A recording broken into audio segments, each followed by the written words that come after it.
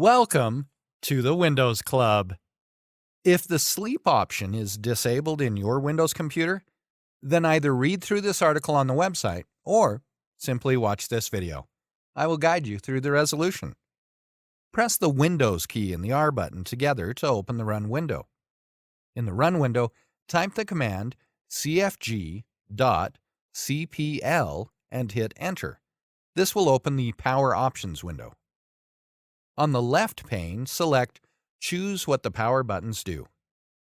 Click on Change settings that are currently unavailable.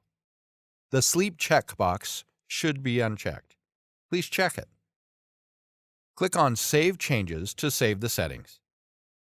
Reboot the system and you will be able to use the sleep option from the Start menu. Isn't this easy and interesting? If you have any doubts, please go to the original article on the Windows Club and write your question. We will surely answer it. Thank you for watching this video. Have a nice day.